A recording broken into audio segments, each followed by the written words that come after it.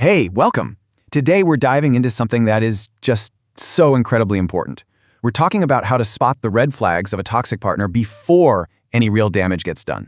Now, this is a heavy question, I know, but it's a question we absolutely have to ask. Because, let's be real, choosing who you share your life with is one of the biggest decisions you will ever make. And if you get it wrong, the consequences can be just devastating. And that really brings us to the core idea of this whole explainer. This isn't about being cynical or negative. It's about self-preservation. Your well-being has to come first. Period. Okay, so let's get right into it. The first, most crucial step is just learning how to recognize the patterns. We're going to break down some of the most common toxic traits and archetypes to keep on your radar. First up, we're going to look at partners who use manipulation. This usually shows up in one of two ways, either through constant inappropriate demands or through just outright lying to get what they want. So let's start with a type we'll call the obsessive. Now, look, physical intimacy is a totally normal, healthy part of many relationships, but for this person, it's the only thing that seems to matter. You'll notice that pretty much every single conversation gets twisted around to lead right back to sex. It's a huge sign that this isn't about connecting with you, it's about a motive. And if you're wondering what that actually looks like, here are the really concrete signs. Are they constantly pressuring you for revealing pictures? Asking super invasive questions about things like your clothing sizes? And here's the big one. If you say no, do they suddenly turn cold or just completely lose interest? That is a massive flashing red flag, that their affection is conditional and it is not genuine. Next up, we have the performer. This is the person who doesn't just tell little white lies. Oh no. They create these grand, over-the-top, totally unbelievable declarations to manipulate your emotions and rush into a sense of intimacy that isn't even real. They say things that sound like they were pulled straight from a movie script, like this right here. And on the surface, it sounds incredibly romantic, right? So powerful.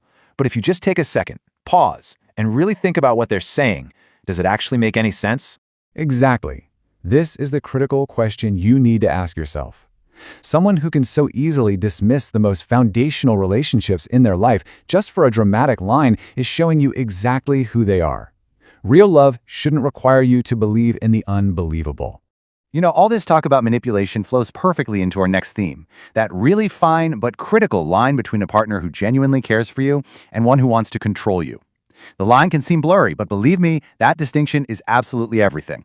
So let's break this down. Care versus control. Care is a partner calling once to make sure you got home okay. Control is them calling 500 times a day to micromanage every single thing you do.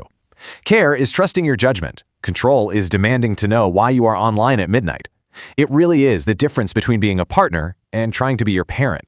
And here's the key thing to get. A healthy, secure partner gives you space because they value it in their own life. They want you to have friends and hobbies outside of the relationship because they have them too.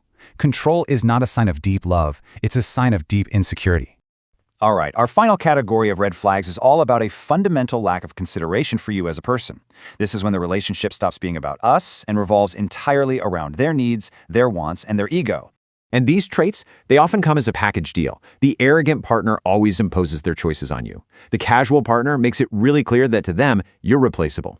And the egotistical partner, well, they're only worried about their own satisfaction. In every one of these cases, there is no us. There is only me. And that leads us to our final archetype, the materialist. For this person, the focus isn't on your heart and it's not on your mind. Nope. It is all about your bank account. And honestly, the strategy here is often very, very predictable. It starts with what seem like innocent questions about your finances, your car, your job. Pretty soon, that turns into constant demands for gifts and shopping sprees.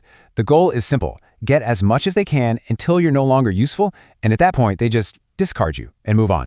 So after seeing all of these warning signs, what's the path forward? Well, it's about shifting your whole perspective from analyzing them to prioritizing you. And please remember, identifying these traits in someone isn't about being mean or judgmental. It is an act of profound self-respect. It's about protecting your future peace and your future happiness from someone who is simply not capable of adding to it. And that's really the bottom line, isn't it?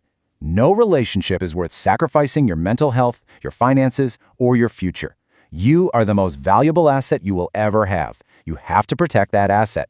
And that leaves us with one final thought to consider. Knowing what to avoid is the first step, and it's a huge one. But the next, even more powerful step is defining what you want instead. What does a healthy, supportive, respectful love look like to you? And are you willing to hold out for it? Because you absolutely deserve it.